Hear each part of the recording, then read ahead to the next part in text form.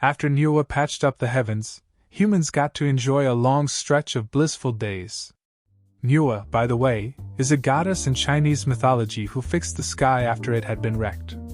People were happy, fields were bountiful, and everyone was living their best lives. But happiness has a way of attracting disaster like a magnet. One day, out of nowhere, 10 suns decided to crash the party. That's right, 10 blazing balls of fire lit up the sky, turning the earth into an oven.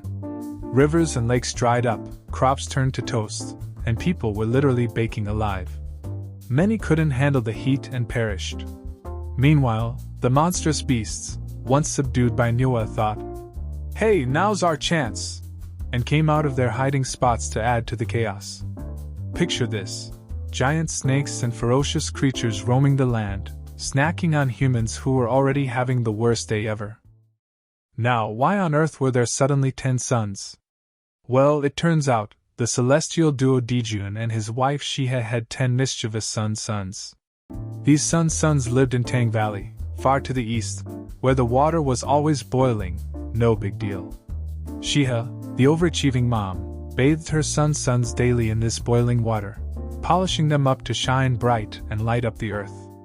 They lived on a massive tree called Fusang, which was so gigantic it could house all 10 suns comfortably. Here's the kicker: the suns were supposed to work on a rotation. 9 would chill on the branches while 1 did its job in the sky, ensuring the earth didn't turn into a barbecue pit. This schedule, meticulously planned by Jun and Xihe, was supposed to keep everything in check. But you know how kids are. Sunrise might sound beautiful and serene, but here's the real scoop. Every morning, a mythical jade rooster perched on the Fusang tree would crow, waking up every rooster in the world. The jade rooster would stretch its neck and let out a deafening crow, followed by the golden rooster on Peach Mountain, and then the stone roosters in the valleys.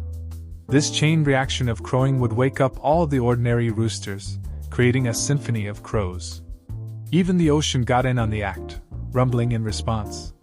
Amidst this cacophony, a sun would rise, lighting up the sky in a dramatic ta-da moment. Every day, Xihe, the diligent mom, would hitch her son's sun chariot to 6 dragons and drive them across the sky. Before starting their shift, the sun would take a hot bath in the celestial hot spring, because even suns need to freshen up. Then, the sun would quickly move from the base to the top of the Fusang tree, marking morning light. Xihe would pick him up with the sun chariot, right on time, calling this dawn light. They'd journey across the sky, stopping at various places. When they reached Xianshu, Xihe would let the sun finish the journey alone, though she often stayed close, making sure he didn't slack off until he set in Yu Valley.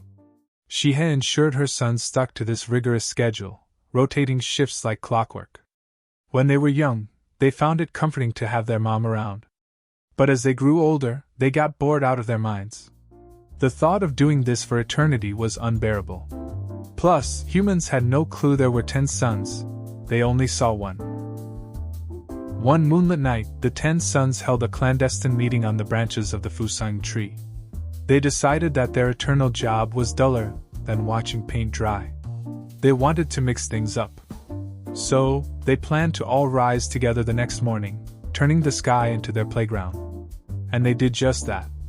The next morning, without waiting for their mom, they dashed out like a bunch of rebellious teenagers. The sky lit up like a bonfire, and Xihe, on her way to pick up her son, freaked out.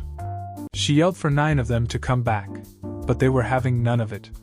Like birds out of a cage or horses off the reins, they reveled in their freedom, completely ignoring their mother's frantic calls. With 10 suns blazing in the sky, the earth turned into a scene straight out of a disaster movie. Fields burned, rivers dried up, and people were dropping like flies. Xihe's pleas were useless as her sons continued their celestial joyride, leaving chaos and destruction in their wake. So, that's the story. The 10 suns got bored, decided to spice things up, and ended up turning the world into a hellscape. The moral of the story? Maybe it's best to stick to the schedule, especially if you're a son. Or maybe it's just that celestial parenting is way tougher than it looks. Either way, humanity's brief stint of happiness went up in flames, literally.